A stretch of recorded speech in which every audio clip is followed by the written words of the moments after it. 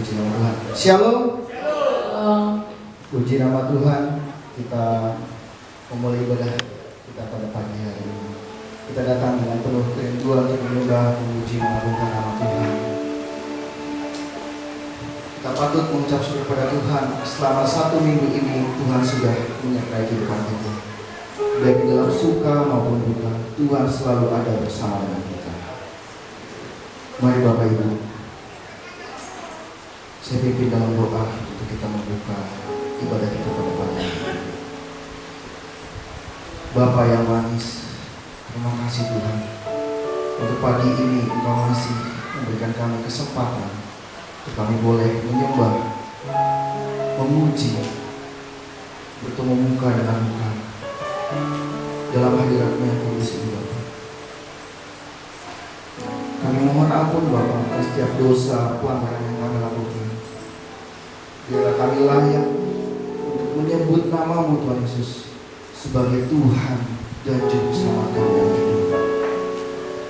Segala puji, hormat, kemuliaan hanya bagi-Mu Tuhan.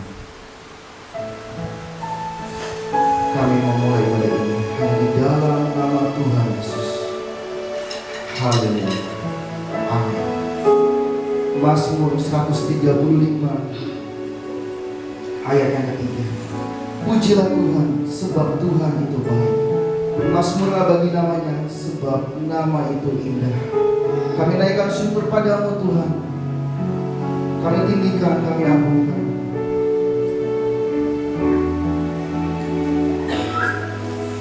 Ku naikkan syukur padamu Yesus.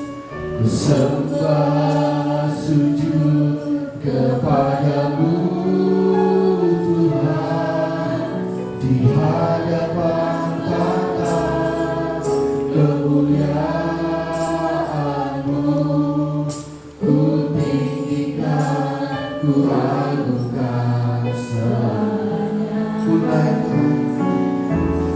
naikkan syukur padamu Yesus.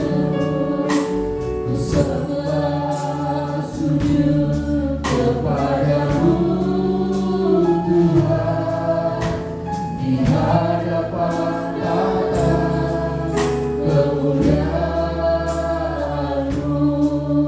Ku tinggikan, ku agungkan segala puji, syukur bagimu. Ku tinggikan nama-Mu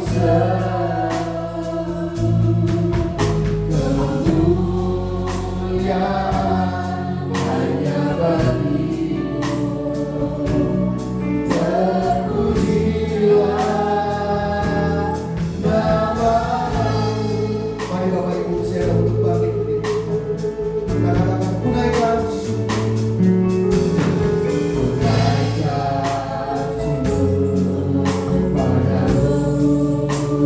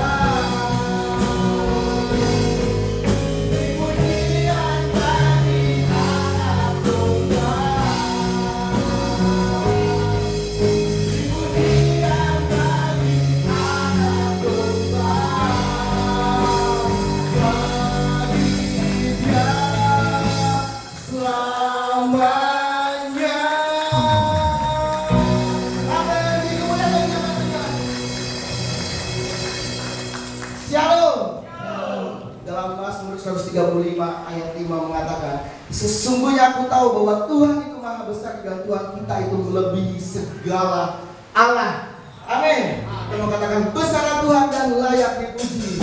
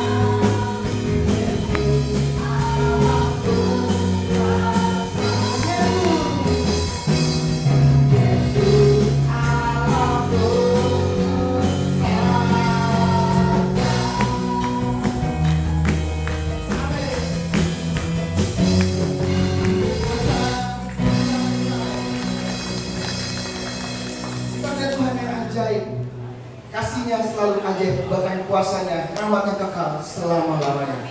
Amin.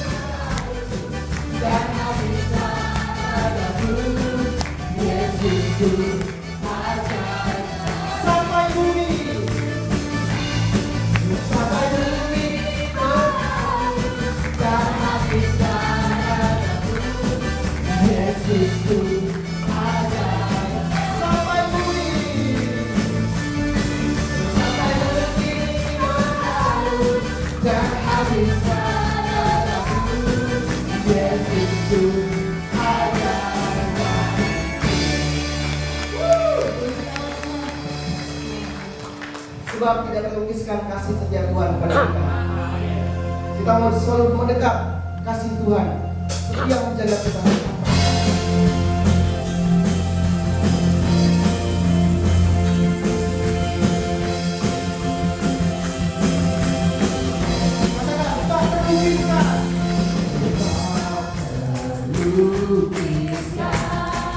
Kasih yang Tuhan.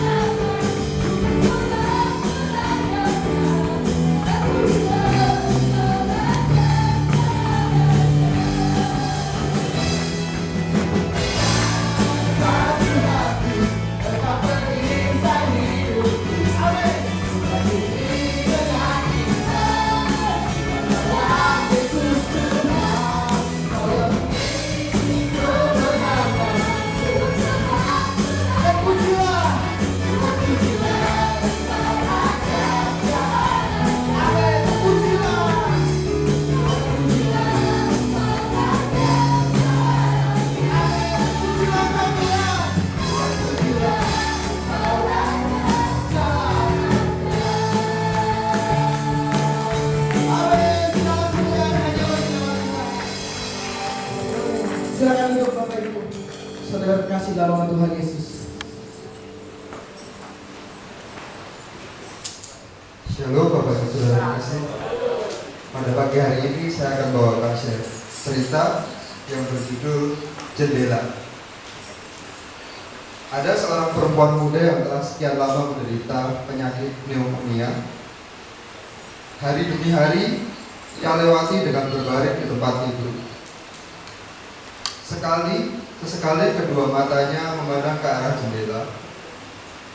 Kepada beberapa kerabat dan sahabatnya, perempuan tersebut pernah mengatakan bahwa ia akan meninggalkan dunia ini bila daun terakhir di pohon anggur yang tumbuh di luar jendela itu akan gugur semuanya. Hari demi hari terlewati, ternyata benar. Satu demi satu, daun memang mulai gugur. Lalu perempuan tersebut mulai bersikap pasrah untuk menyambut datangnya saat kematiannya. Namun apa yang terjadi? Setelah ditunggu-tunggu, daun yang terakhir tergantung pada batang tersebut tidak kunjung gugur. Dia berharap-harap kok daun ini nggak gugur-gugur. Bahkan warnanya tetap stabil, warnanya tetap hijau terus. Hari demi hari dia lalui. Lalu yang mengherankan lagi, kesehatan perempuan tersebut justru semakin membaik. Bahkan kematian pun tidak kunjung menghampirinya. Pada suatu hari, ketika kakinya sudah mulai bisa kuat untuk berjalan, dia penasaran, kok daun tersebut gak gugur-gugur. Lalu dia memutuskan untuk berjalan keluar kamarnya. Lalu dia melihat bertiga, ternyata yang dia lihat sampai dalam kamar. Karena masa depan sungguh ada dan harapanmu tidak akan hilang. Sebab aku mengetahui rancangan-rancangan apa yang ada padaku mengenai kamu. Demikianlah firman Tuhan, yaitu rancangan damai sejahtera dan bukan rancangan kecelakaan, untuk memberikan kepadamu hari depan yang penuh harapan. Amin. Amin. Puji nama Tuhan. Terima kasih Pak Eko. Sungguh menguatkan bagi kita semua pada pagi hari ini bahwa sungguh iman kita kepada Tuhan dan pengharapan kita kepada Tuhan jangan sampai hilang. Sebab di dalam Tuhan tidak ada kecewaan. Terima kasih Tuhan. Kami siapkan hati kami pada pagi hari ini untuk penuhi dengan firman-Mu Tuhan Yesus.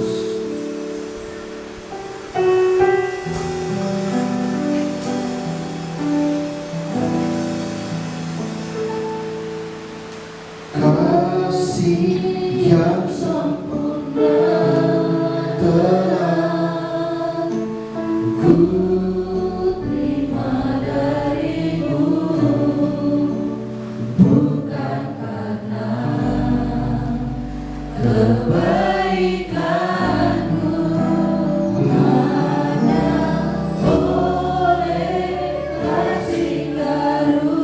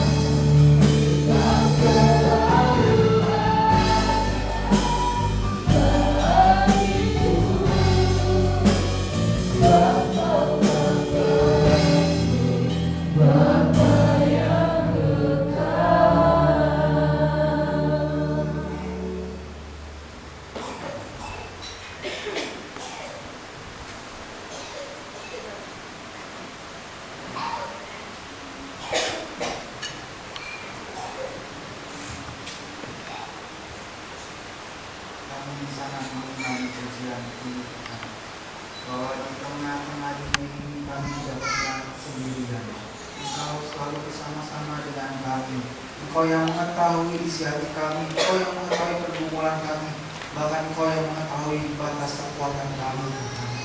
Tuhan, kami bersyukur mempunyai Allah yang seperti Engkau, Allah yang tidak pernah meninggalkan kami, Allah yang selalu bersama-sama dengan kami, menemani kami dimanapun kami, apapun yang kami lalui. Tuhan, Engkau Tuhan yang tidak pernah meninggalkan kami. Terima kasih Tuhan. Biarlah Tuhan semua puji-pujian, penyembahan, ucapan syukur yang kami naikkan pagi hari ini menjadi persembahan yang berkenan di hadapan Tuhan. Bapa di surga, pagi ini kami rindu sekali mendengarkan kebenaran firman. Roh Kudus, bertatalah dalam hati kami. Jadikanlah hati kami seperti tanah yang subur. Berikanlah kepada kami kelembutan hati, supaya kami bisa menerima seluruh firman Tuhan yang kami dengar hari ini. Berikanlah kami pengertian-pengertian yang baru, supaya kami mengerti seluruh firman Tuhan yang kami dengar hari ini. Berfirmanlah Tuhan bagi kami masing-masing secara pribadi, karena Engkau Tuhan yang mengetahui segala pergumulan kami, dan Engkau yang akan menjawab kami lewat firman Tuhan yang kami dengar pada pagi hari ini. Supaya kami pulang, kami membawa sesuatu, kami membawa kekuatan, pengharapan dari Tuhan. Kami membawa berkat Tuhan yang berlimpah-limpah daripada Tuhan. Kami tidak membawa lagi kekhawatiran dan beban kami Tuhan, tapi kami sudah meninggalkan itu di bawah kaki. Terima kasih Bapak, terima kasih Kau yang mengurapi bibir mulut hamba ini Tuhan, supaya hamba menyampaikan isi hati Tuhan bagi kami semua yang mendengarkan. Roh Kudus berkata dalam ruangan ini, semua bentuk pekerjaan iblis roh jahat yang berusaha untuk mengganggu jalan pemberitaan firman, kami patah hancurkan segala kuasanya di dalam nama Yesus Tuhan. Terima kasih Bapak, terima kasih. Kami siap untuk mendengarkan firman Tuhan.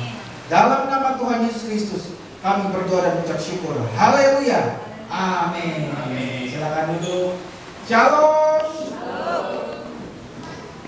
Sambil mukanya yang senyum ketawa kelihatan gigi. Shalom.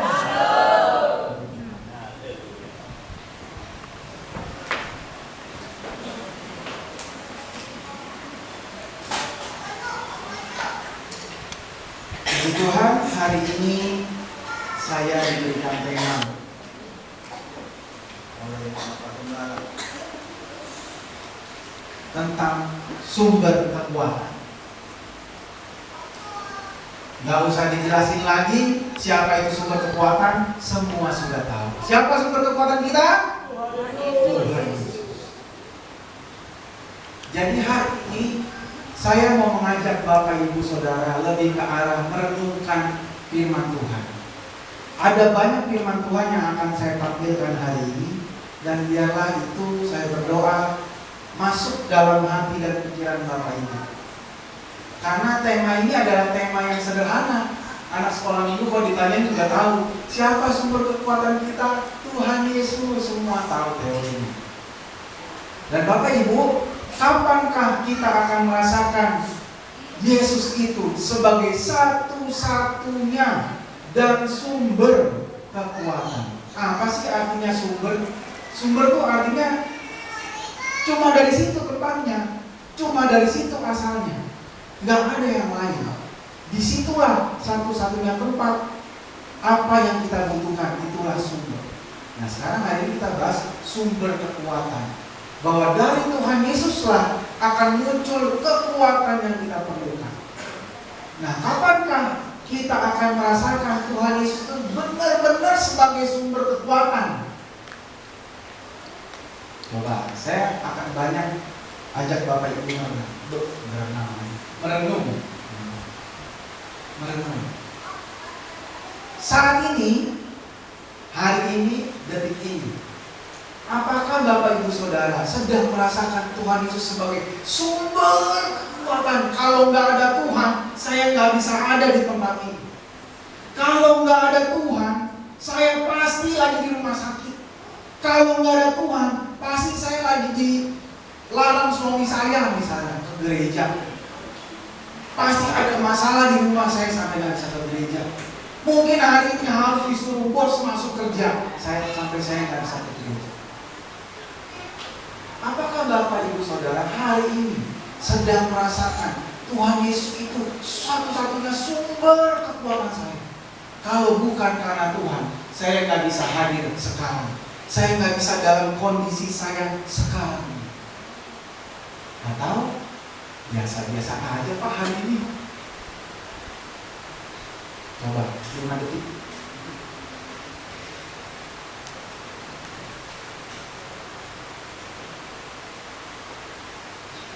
Atau cuma biasa-biasa aja Pak. Ya saya tahu Tuhan Yesus itu sumber kekuatan, tapi hari ini biasa-biasa aja.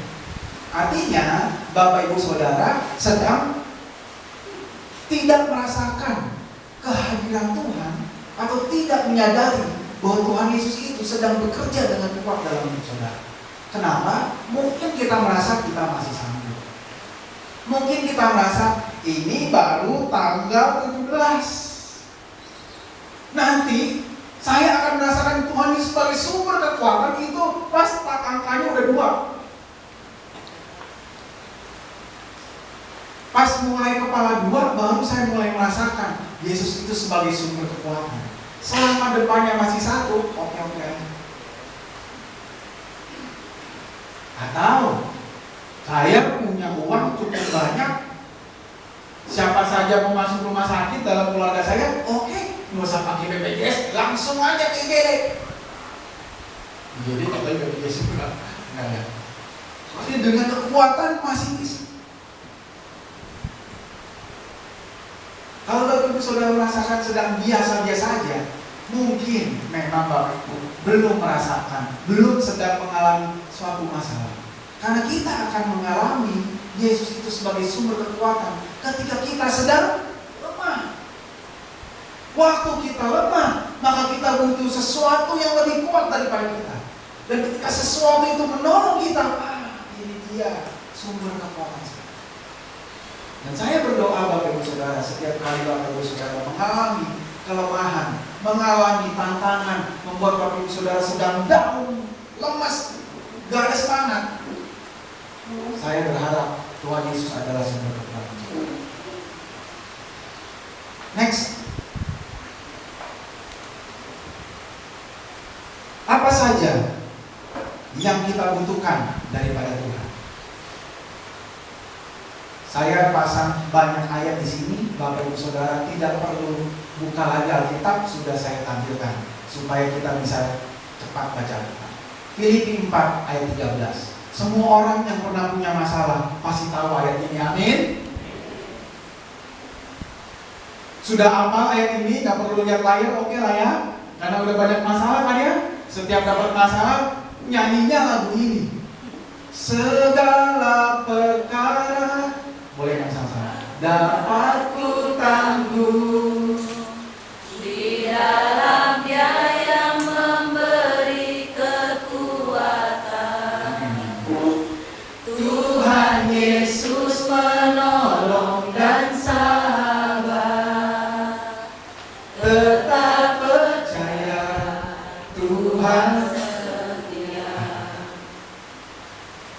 Kalau pas lagi dapat masalah, ini lagu ini kayaknya.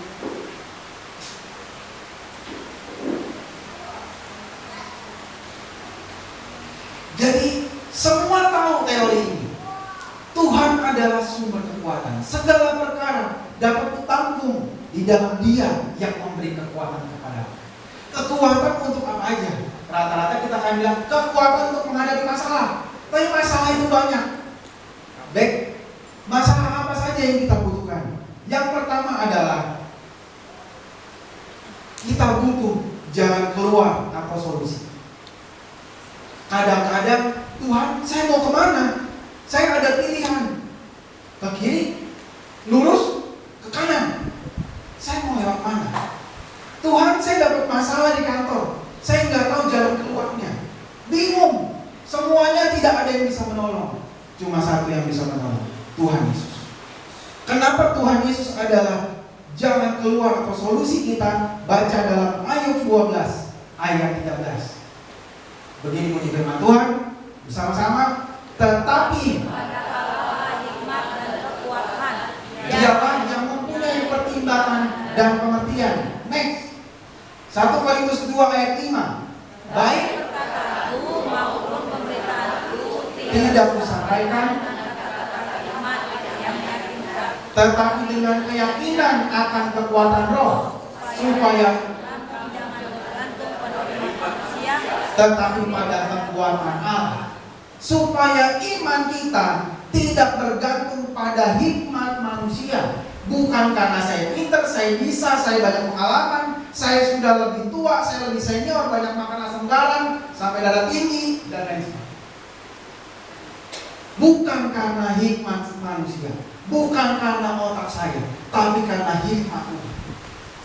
Ketika Bapak Ibu Saudara butuh solusi, butuh jalan keluar, butuh dihadapkan dengan berbagai-bagai pilihan. Mau kemana Tuhan? Kalau saya salah jalan, saya nggak tahu ujungnya bakal kemana. Tuhanlah sumber hikmat, sumber pengetahuan, sumber pertimbangan. Dialah sumber kekuatan. Jadi Bapak Ibu Saudara, belajarlah ketika dihadapkan pada suatu pilihan. Belajarlah minta hikmat pada Tuhan. Jangan hikmat pada manusia. Saya teringat ada satu kesaksian oleh pendeta. Ya, maaf saya lupa. Dulu Ibu Lebong, Ibu Fajar pernah kasih tahu ini, yang sudah tua, yang sekarang sudah menikah. dokter gigi, rusak ya? Dokter gigi lah. Jadi beliau ini mendengar bisa suara Tuhan. Suatu kali ada seorang yang bukan orang Kristen bertanya pada beliau, Pak, kalau masuk surga itu emang harus percaya Tuhan ya? Tuhan Yesus ya? Percaya Yesus ya? Iya. Kalau saya bukan agama Kristen, saya bisa masuk surga nggak? Pendeta ini bilang, masuk surga. Kaget lagi. Hah? Kok masuk surga? Kok bisa? Pak pendeta, saya udah tanya semua pendeta di muka bumi ini, Pak ya. Semua pendeta yang saya tanya, kalau masuk surga harus jadi orang Kristen, harus percaya Yesus. Kok Pak pendeta enggak? Karena sebelumnya Pak pendeta ini tanya, waktu ditanya dia jawab, nah, ini saya jawab ini orang ini. Bisa, kamu pulang, kamu berdoa menurut keyakinan kamu. Kamu bilang, saya mau masuk surga. Tunjukin saya jalan ke surga. Berdoa terus-terus ya, seminggu ini berdoa. Orang ini berdoa menurut keyakinannya dia. Berdoa. Seminggu kemudian datang lagi ke Pak Pendeta ini. Pak Pendeta, saya mau masuk Kristen. Kaget dah, kok bisa? Ya, waktu saya berdoa, saya ketemu yang namanya Yesus. Ini kisah nyata. Mohon maaf, saya lupa sekali Bapak Pendeta ini sudah dipanggil Tuhan. Kenapa? Waktu Bapak Pendeta ini ditanya, bisa nggak orang Kristen masuk surga? Dia berdoa dulu. Tuhan, saya jawab apa? Kalau secara teori jawabannya enggak. Tapi Tuhan maunya jawabnya bagaimana? Nah, makanya Tuhan bilang, jawab aja iya. Suruh berdoa di rumah. Nah, begitulah. Jadi Bapak Ibu Saudara, kita bisa bilang dengan kekuatan, kemampuan, teori, pengalaman yang kita punya, pilihannya kalau ada masalah kayak gini, jawabannya ke sini. Kalau saya sakit ini, obatnya ini. Nah, ini saya hampir nggak pernah panik kalau anak saya demam. Saya sering berdoa minta ampun, Tuhan saya minta ampun kalau saya mengandalkan kekuatan diri. Saya hampir nggak panik. Karena apa? Karena dengan kekuatan saya. Oh, kalau panik berapa suhunya? 37,5. Kalau udah 38, 39 kasih ibuprofen. Kalau belum kasih paracetamol. 2 kali sehari, selesai. Kadang-kadang saya cerita sama istri saya, Pak Eko, kenapa tadi malam nggak lanjut? Itu anak ini nggak nyindir ya, ini cerita doang.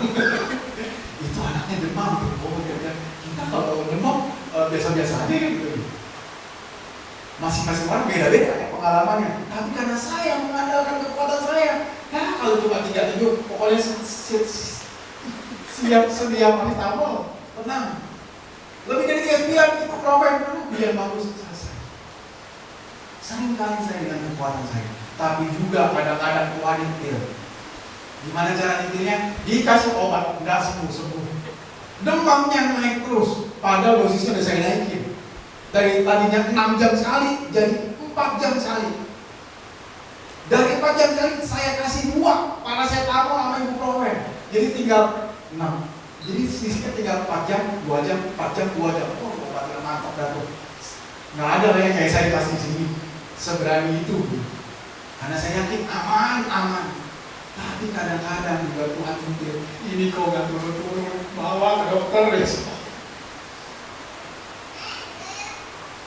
Itulah Tuhan kita. Jangan mengandalkan hikmat. Baik. Berikutnya, kekuatan yang kita butuhkan dari Tuhan adalah untuk menghadapi pencobaan dan melawan iblis. Kita buka 1 Petrus 5 ayat 8 dan 9. Baca bersama-sama 1, 2, 3. Sadarlah dan berjaga-jagalah.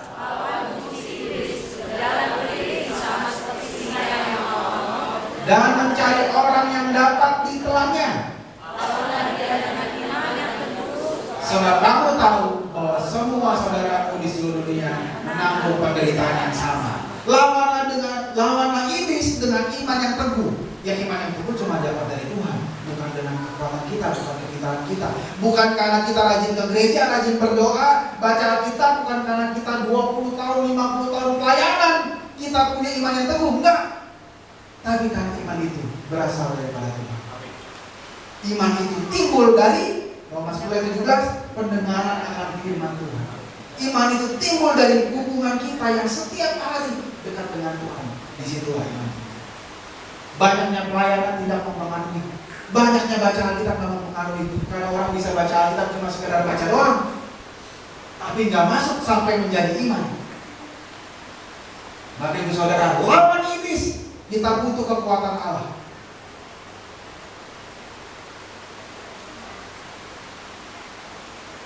Selanjutnya, kita butuh kekuatan dari Allah untuk melawan ketakutan dan kekhawatiran. 2 Timotius 1 ayat 7. Baca bersama-sama, 1, 2, 3. Sebab Allah melainkan roh yang membangkitkan kekuatan, kasih, dan ketertiban. Kalau Bapak Ibu Saudara saat ini takut, khawatir, itu bukan dari Tuhan. Lawan, minta Tuhan berikan saya kekuatan. Saya tidak mau khawatir. Siapa yang masih khawatir akan hidup ini? Angkat tangan boleh? Enggak angkat tangan mau apa-apa. Setengah tiang juga boleh. Wajar, manusia punya kekhawatiran, ketakutan. Tapi begitu kita takut, begitu kita khawatir, minta pada Tuhan yang merupakan sumber kekuatan, Dia akan memberikan kekuatan yang berlimpah-limpah buat kita. Takut akan apa? Takut uang? Takut masa depan? Takut anak-anak saya nanti jadi apa? Takut hidup saya 10 tahun lagi bagaimana? Jangan kan 10 tahun Pak, besok juga saya nggak tahu bisa jadi apa, mau makan apa enggak juga nggak tahu. Takut penyakit saya nggak sembuh-sembuh? Takut saya belum dapat pekerjaan? Takut saya belum dapat pasangan? Takut apapun akan masa depan saya? Ingat, Roh Kudus memberikan kekuatan, kasih dan ketertiban. Jangan sampai kita khawatir dan kita takut. Selanjutnya, kekuatan dari Tuhan untuk meraih keberhasilan. Ulangan 8 ayat 17 sampai 18. Baik Bapak Ibu Saudara, kita bisa berhasil, kita bisa sukses, kita bisa apapun pencapaian dalam hidup ini, dalam pekerjaan, dimanapun, itu pun karena Tuhan, bukan karena kekuatan kita. Ulangan 8 ayat 17 sampai 18 bersama-sama. Maka janganlah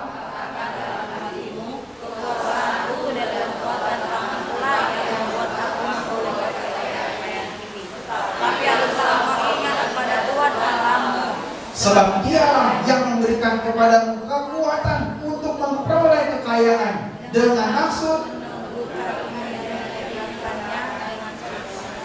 dengan sumpah kepada ya.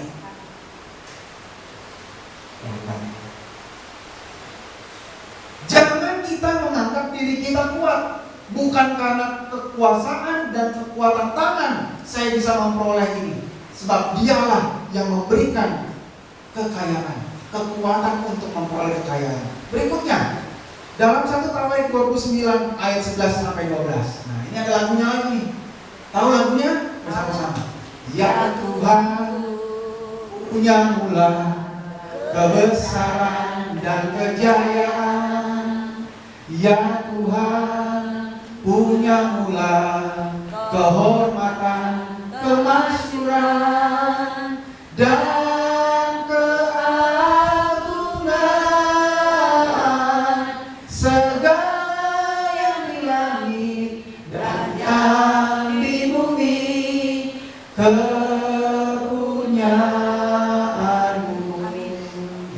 Ya Tuhan, punya mula kebesaran, kejayaan, kehormatan, kemasyuran, keagungan, ya segala-galanya yang ada di langit dan di bumi. Ya Tuhan, punya mula kerajaan, dan Engkau yang tertinggi itu melebihi segala-galanya sebagai kepala. Sebab kekayaan dan kemuliaan berasal daripadamu, dan Engkaulah yang berkuasa atas segala-galanya. Dalam tangan-Mu lah dalam tanganmu lah kuasa membesarkan dan mengokohkan segalanya. Dalam tanganmu lah terdapat kuasa mengokohkan dan membesarkan. Bapak Ibu Saudara lagi bisnis, Tuhanlah yang akan mengokohkan dan akan membesarkan. Mau kan bisnisnya berkembang besar? Mau. Mau kan gajinya lama-lama tambah besar? Mau. Tuhanlah yang mengokohkan. Artinya gajinya gak bakal diturunin. Walaupun lagi pandemi, gajinya gak dipotong. Tuhan yang mengokohkan dan akan membesarkan. Itu yang namanya tambah naik. Seru ya punya Tuhan seperti itu ya. Bapak Ibu Saudara sudah mengalami atau belum? Atau jangan-jangan Bapak Ibu Saudara bilang, ya Pak, hal itu tidak berlaku. Kemarin pandemi saya dipotong gajinya. Apapun itu yang terjadi, kita masih bisa kerja. Kita masih bisa makan. Semua itu kekuatan dari Tuhan. Baik.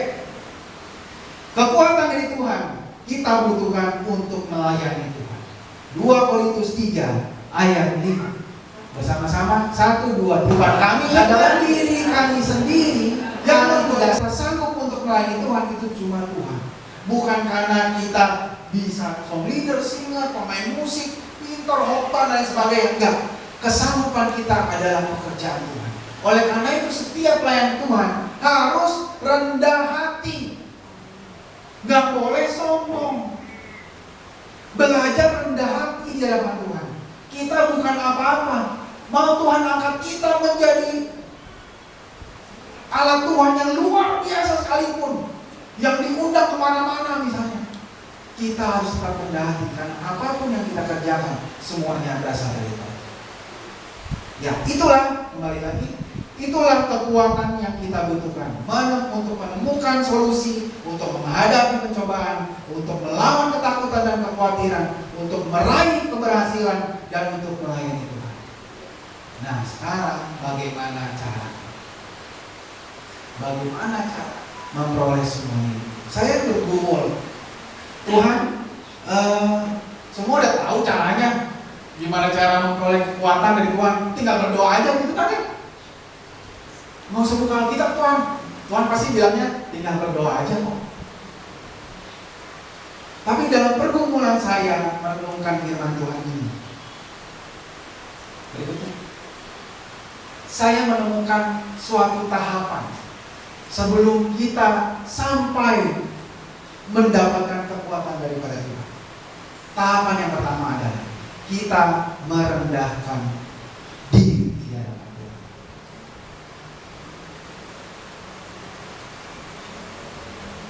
Kita merendahkan diri di hadapan Tuhan. Kita mengakui dan kita menyadari bahwa kita adalah manusia yang lemah. Kita memerlukan pertolongan Tuhan. Walaupun secara akal, secara teori, di atas pokok kita sanggup mengerjakan.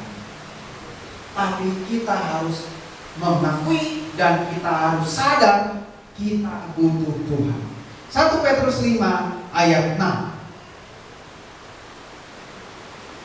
Bersama-sama 1, 2, 3. Rendahkanlah dirimu di bawah tangan Tuhan yang kuat, supaya kamu ditinggikan pada waktunya. Berikutnya 2 Korintus 4 ayat 7. Tetapi harta ini kami punyai dalam bejana tanah liat, supaya nyata bahwa kekuatan yang melimpah-limpah itu berasal dari Allah, bukan dari diri kami. Ini adalah ketika Rasul Paulus sedang mengalami dan merasakan tantangan dalam pelayanan yang bertubi-tubi. Dia bilang, saya dipukul, saya disiksa 10 kali, saya dicambuk 3 kali, saya dipenjara, saya dilempar, saya hampir tenggelam di laut. Semua ini diceritain. Tapi pada akhir kalimat itu dia bilang begini, tetapi harta ini, apa yang saya punyai sekarang? Saya punya dalam bejana tanah liat. Bejana tanah liat, hidup ini tanah liat gampang hancur ya. Bukan dibilang dalam batu, bukan. Dalam bejana tanah liat, yang kesenggol dikit hancur, kesenggol dikit babak belur, kesenggol dikit kita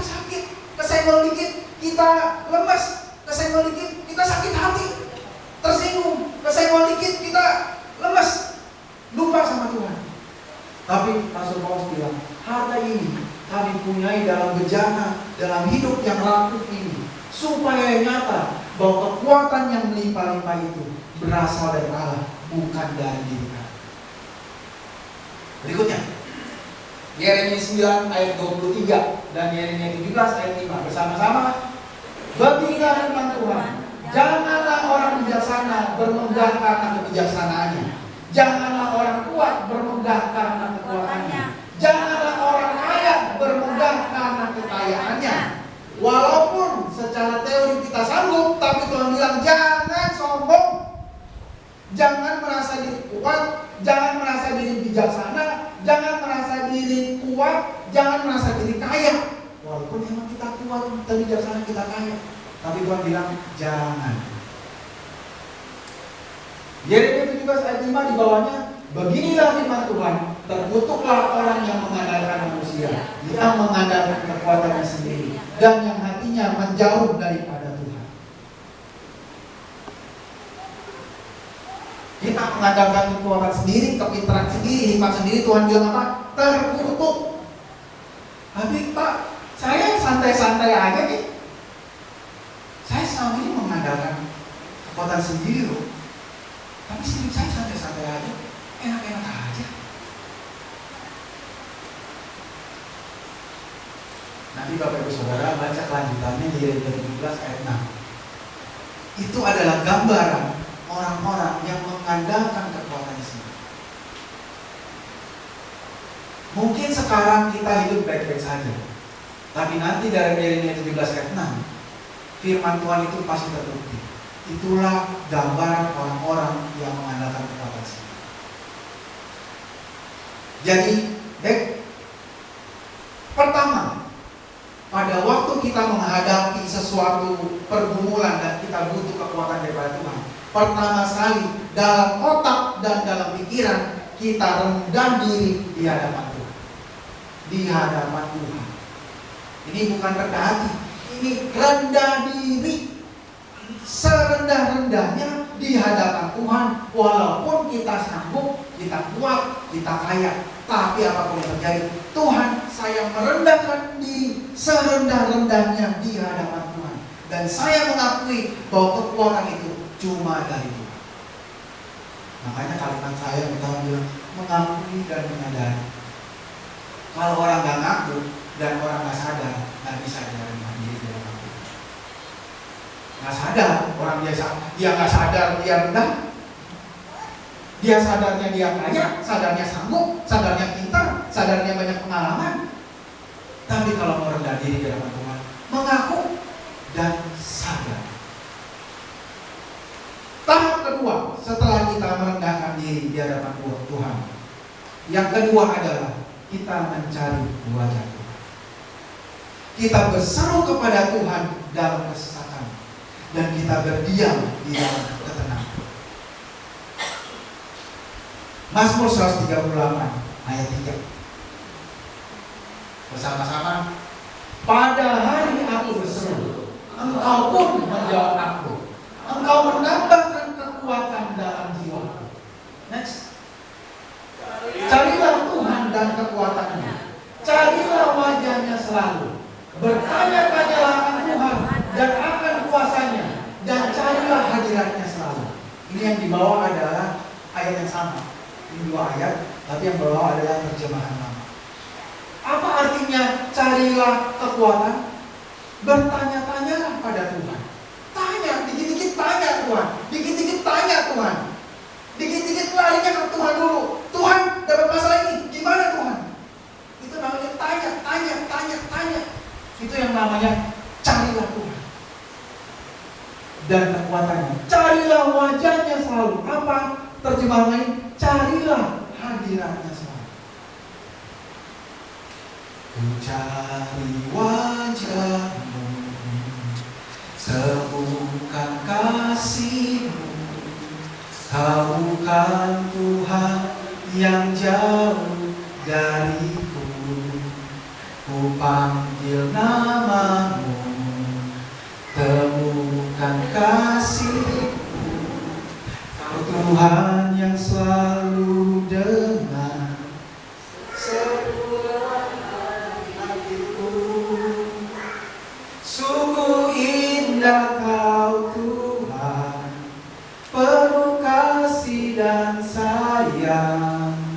Kau tempat penghiburan bagi setiap hati yang terluka.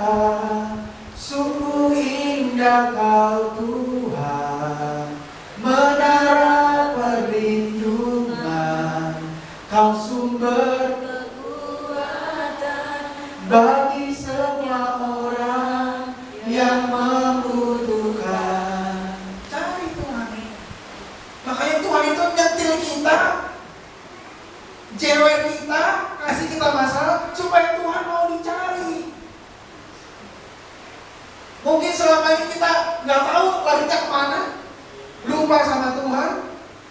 Makanya Tuhan kasih tantangan, pergumulan, masalah, cobaan supaya kita cari Tuhan. Jangan cari yang lain, jangan ke dukun. Masih ada yang ke dukun kan?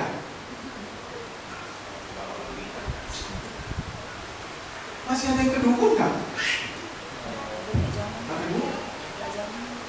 Kalau ada yang masih ke dukun, bertobat. Kalau perlu ke depan, sujud minta ampun. Ini semuanya saya lihat semua udah bangkotan ke Tuhan Yesus. Kalau masih ada yang ke dukun, bertobat.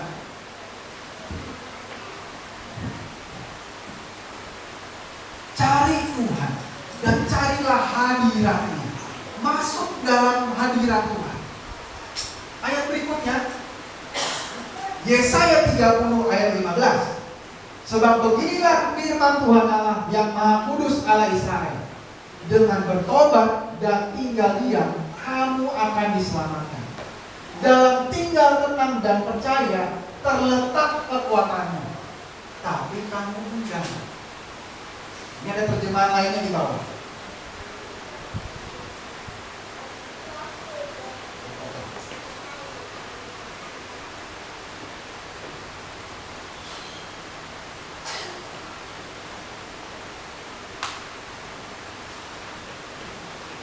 Terjemahan lainnya, Tuhan yang Maha Tinggi, Allah Kudus Israel berkata kepada umatnya, bertobatlah dan tetaplah tenang, maka kamu akan kuselamatkan. Percayalah kepadaku dengan hati yang tentram, maka kamu akan aku kuatkan. Tetapi kamu tidak mau. Firman Tuhan bilang, tapi kamu gak mau. Saya mau kasih kekuatan, tapi kamu gak mau. Gak mau apa? Gak mau bertobat, gak mau tenang,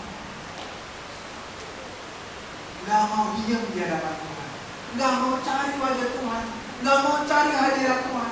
Kamu gak mau, pantesan kamu gak ada kekuatan, pantesan kamu carinya ke tempat lain, pantesan kamu merasakan masalah gak kelar-kelar. Kamu gak mau cari saya, kamu gak mau cari hadirat saya, kamu gak mau duduk tenang. Dek, makanya poin kedua adalah berseru kepada Tuhan dalam kesesakan dan berdiam dalam ketenangan. Waktu namanya berseru itu nggak tenang, amin, betul ya? Tuhan, kenapa begini Tuhan, saya dalam masalah ini Tuhan gimana? Heboh aku dalam hati ini. Begini, begitu, waduh heboh. Tapi Tuhan bilang gak apa-apa, berseru aja dalam kesesakan. Udah puas berseru, sekarang kamu masuk dalam ketenangan. Udah puas teriak-teriaknya, udah puas curhatnya, udah puas marahnya, udah puas keluarkan isiannya semua, udah capek. Sekarang tenang, cari hadirat. Waktu kita tenang, maka kita akan dapat jawaban. Tenang itu gak sebentar, karena butuh waktu, bukan cuma bermenit-menit, berjam-jam, malah mungkin butuh waktu berhari-hari supaya benar-benar tenang. Kita bisa bilang tenang dalam hati, tenang. Kayak orang lagi hipnotis ya, tenang.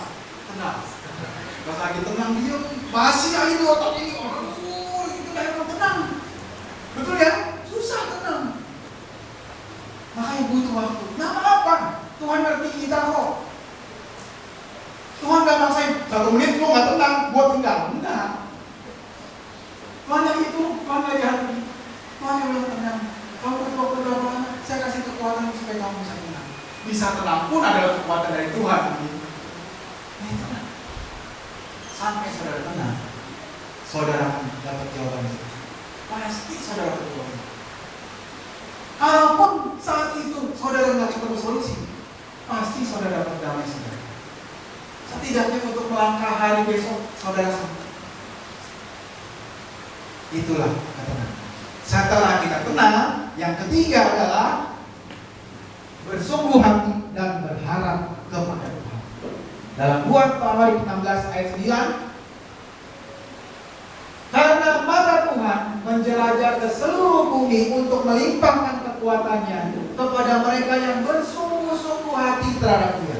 Apa artinya bersungguh hati? Orangnya itu tulus. Terjemahan lain bilangnya sungguh hati tulus. Terjemahan lain bilangnya orang itu setia di dalam. Orang-orang yang tulus, murni hatinya di dalam Tuhan, Tuhan kasih kekuatan. Kalau dapat masalah Tuhan, bagaimana ya caranya ya? Niatnya tulus, motivasinya tulus. Tuhan kasih jalan keluar. Tuhan kasih kekuatan. Berikutnya, Yesaya 49-31. Nah, ini sebuah ayat keren. Dia memberi kekuatan kepada yang lelah dan menambah semangat kepada yang tiada berdaya. Orang-orang muda menjadi lelah dan lesu, dan peruna-peruna jatuh tersandung. Tetapi orang-orang yang menanti-nantikan Tuhan mendapat kekuatan baru. Mereka seumpama raja wali yang naik terbang dengan kekuatan sayapnya. Mereka berlari dan tidak menjadi lesu. Mereka berjalan dan tidak menjadi lelah. Itu kalau Tuhan gak kasih kekuatan ya, walaupun kita udah tepar-tepar, bisa aja bangun lagi. Walaupun kita udah lemas, sudah putus asa, tetap aja kita bisa jalani hidup kita. Itu kalau Tuhan kasih kekuatan. Kalau Tuhan gak kasih kekuatan, bunuh diri, merasa saya nggak ada siapa-siapa lagi yang bisa nolong saya. Kalau di YouTube nih udah ditip, nanti Pak Adi bisa ditip. Kalau bunuh diri kan ada ini kan. Karena kita akun kita langsung di suspend lagi. Belum dapat duit, belum dapat apa, di suspend.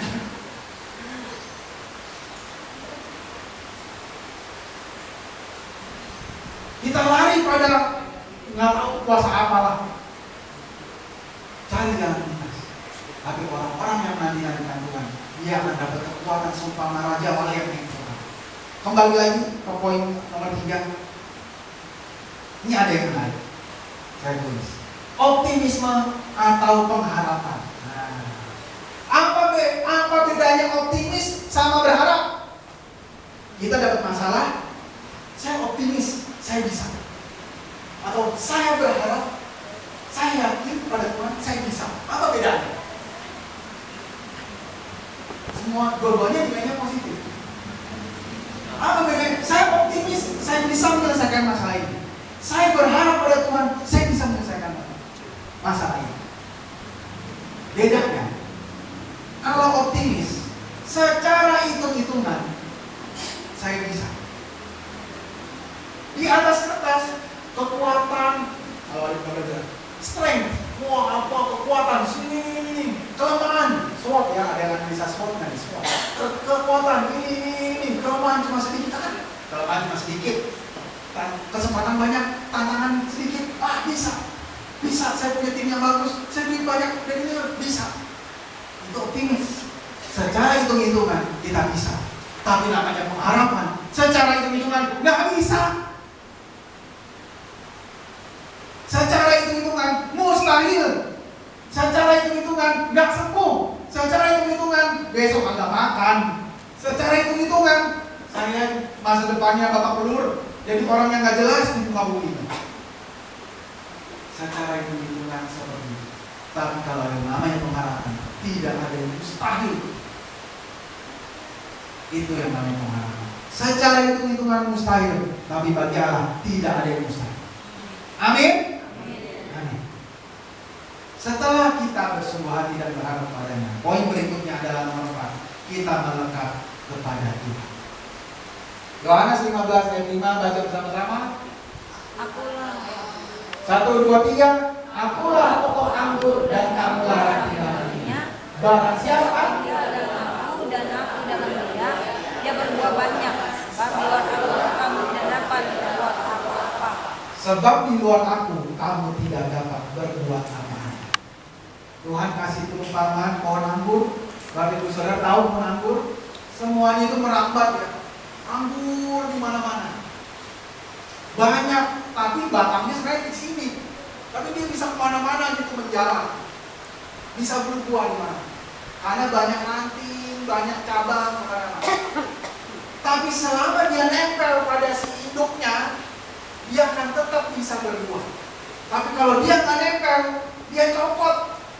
Rantingnya copot dari induknya, lepas dari pusatnya, dia nggak akan dapat sari-sari makanan, dia nggak dapat air, dia nggak dapat semua yang dia butuhkan untuk hidup. Dia akan mati.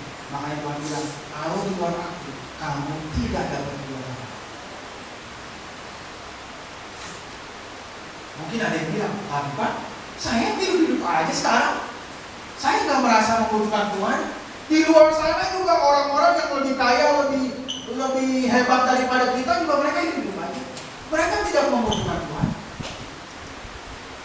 Tapi hidup sukses daripada saya. Ya. Seperti tadi Yeremia 17 ayat 6 dan berikutnya. Demikianlah nanti akan kehidupan mereka. Semuanya tinggal butuh waktu. Orang-orang yang jauh daripada Tuhan, ketika mendapatkan pergumulan dan masalah, kita nggak tahu mereka bagaimana. Tapi orang-orang yang hidup takut akan Tuhan, yang mencari wajah Tuhan, ketika kita ada masalah, kita harus melalui Tuhan Yesus.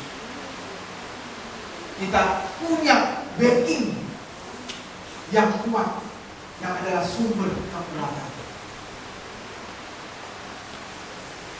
Next. Inilah yang saya bagikan kepada Anda. Bagaimana kita bisa memperoleh kekuatan daripada Tuhan? Urutannya seperti ini. Pertama, kita merendahkan diri di hadapan Tuhan. Sadar kita nggak ada apa-apa. Lalu kita mulai mencari Tuhan, mencari hadirat Tuhan. Kita berseru kepada Tuhan dan kita tenang di hadapan Tuhan. Selanjutnya kita bersungguh-sungguh hati di hadapan Tuhan.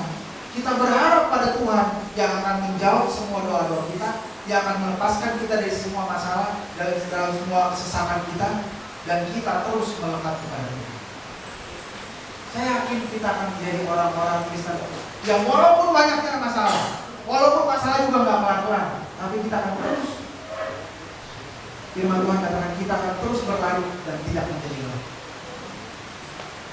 Kita akan mendapatkan kekuatan selalu baru tiap hari, baru tiap pagi, besar setiamu Tuhan, besar setiamu, kasih Tuhan tak berkesudahan, tak habis-habisnya rahmat-Nya, selalu baru tiap hari, baru tiap pagi, besar setiamu Tuhan, besar setiamu. Jadi Tuhan ngajarin kita untuk mendapat kekuatan hari demi hari, hari demi hari. Makanya tiap hari ketemulah sama Tuhan. Dengan demikian kita akan dapat kekuatan hari per hari per hari per hari. Tuhan tadi bilang, mata Tuhan menjelajah ke seluruh bumi, dan Tuhan akan melimpahkan kekuatannya pada orang-orang yang bersungguh-sungguh hati mencari-Nya. Amin. Mari kita.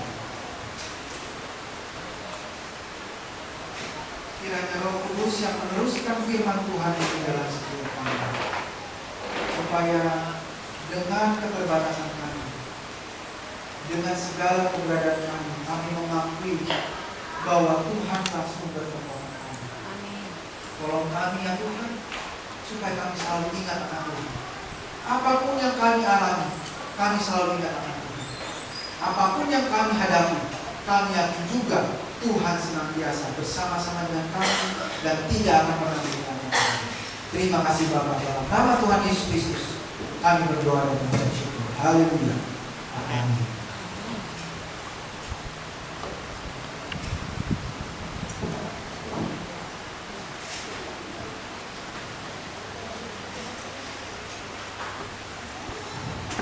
Puji nama Tuhan. Terima kasih Pak Mola untuk berkaitan firman Tuhan pada pagi hari ini. Sungguh mengingatkan kita semua, khususnya saya juga, untuk kita terus tetap melekat kepada Tuhan. Tidak akan lepas daripada tangan Tuhan. Sebab Tuhan yang sanggup menolong kehidupan kita. Bila Pak Mola semakin berkati dalam pelayanannya, dalam pekerjaannya, dalam juga setiap rumah tangganya, dan semakin indah di hadapan Tuhan. Kita siapkan persembahan kita beri yang terbaik bagi nama Tuhan. Mari saya pimpin di dalam doa. Bapa, terima kasih bila saatnya kami mau untuk yang terbaik bagi-Mu Tuhan. Dengan berkenan Tuhan Yesus, setiap persembahan yang kami berikan Tuhan Yesus menjadi rupa yang harum dan wangi di hadapan Tuhan Yesus, dan juga menjadi alat Tuhan Yesus untuk membantu pelayanan di GBI Kerajinan. Terima kasih, Tuhan, terima kasih. Di dalam nama Tuhan Yesus kami siap memberikan kepada. Haleluya. Amin. Kita sambut dengan pujian. Kasih karunia Tuhan selalu ada.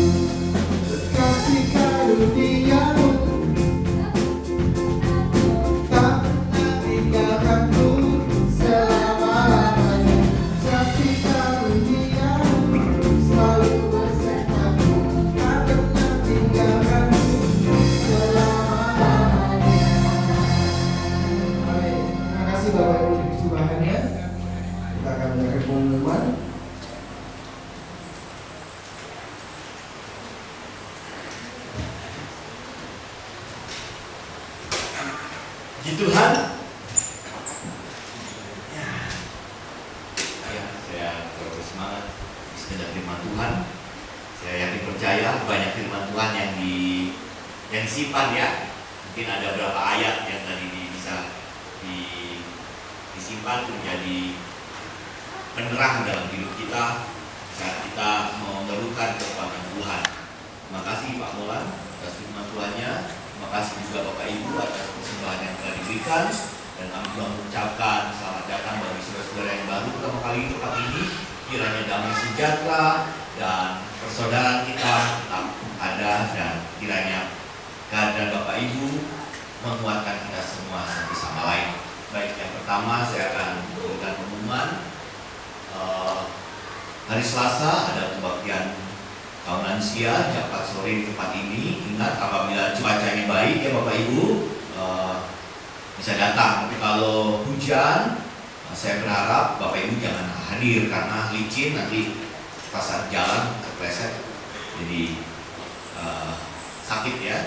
Jadi kalau cuacanya baik Bapak Ibu bisa datang ya. Ini untuk yang lansia. Tapi kalau buat sekolah minggu sama yang dewasa muda, hujan gak hujan ajar aja, nggak boleh nggak ada ya. Nah, hari Kamis ada konsel, kelompok sel pendalaman Alkitab dan kesaksian di situ di kelompok 1. Dan Tuhan mendekati.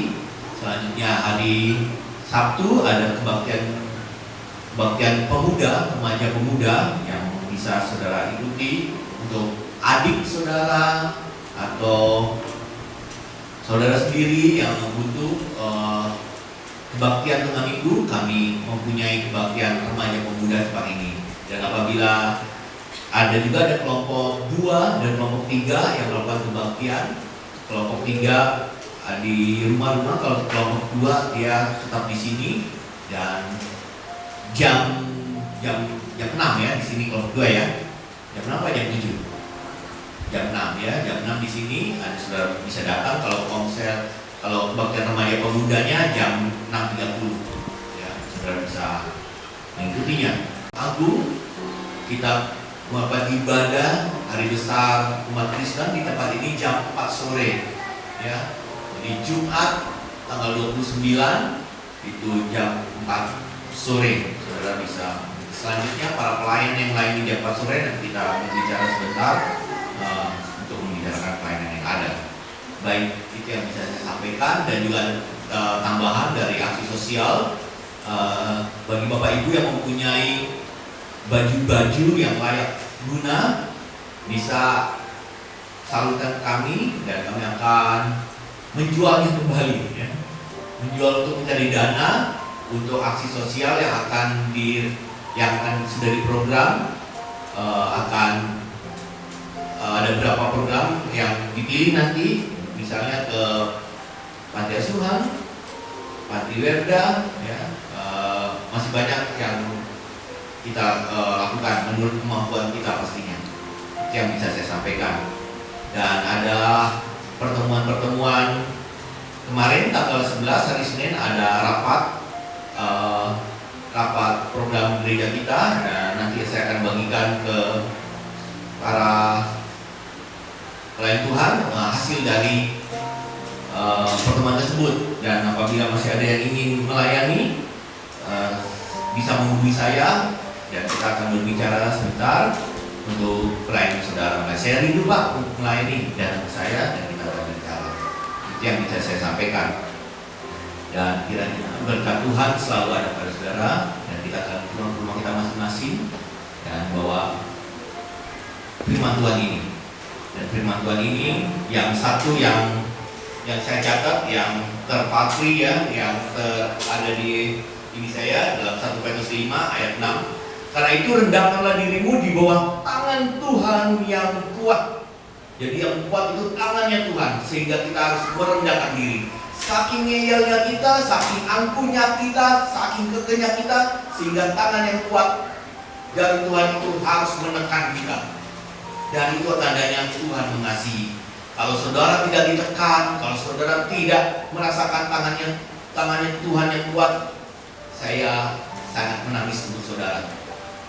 Apabila saudara merasakan tangan kuatnya Tuhan sampai menekan, sampai saudara harus menundukkan kepala karena tekanan yang kuat dari tangannya Tuhan, bersyukurlah, Tuhan sangat mengasihi saudara. Kalau saudara tidak merasakannya itu, saya akan menangis buat saudara. Mari kita pulang ke rumah kita masing-masing, ingat kekuatan Tuhan ada pada kita. Mari kita bangkit berdiri.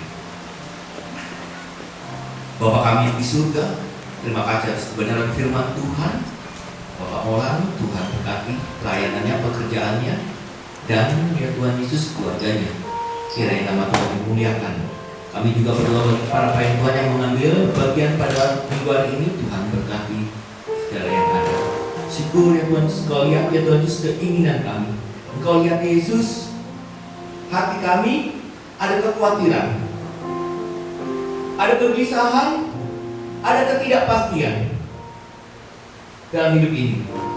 Tuhan jawab, Tuhan berbicaralah pada kami. Jangan Engkau tinggalkan kami sendiri. Haleluya. Adapun sakit penyakit yang ada pada kami pada pagi hari ini, baik saudara peganglah mana sakit itu berada, dan yakinlah, berimanlah dan berharap kepada Tuhan. Tuhan menyembuhkan sakit penyakit.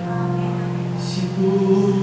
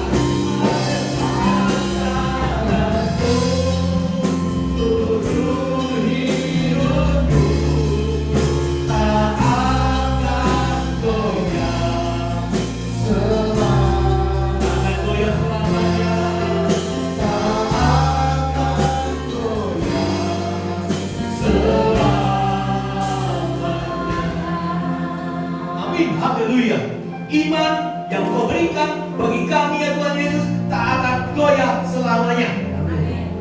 Syukur, terima kasih Tuhan Yesus.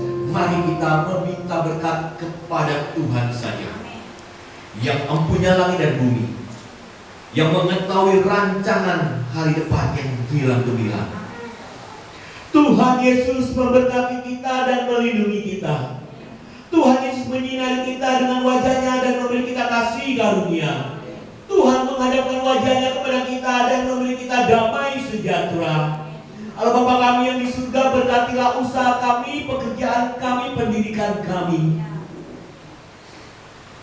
Adapun kami belum mempunyai pekerjaan untuk memulih kehidupan kami, kami yakin percaya Tuhan sudah menyiapkan bagi kami.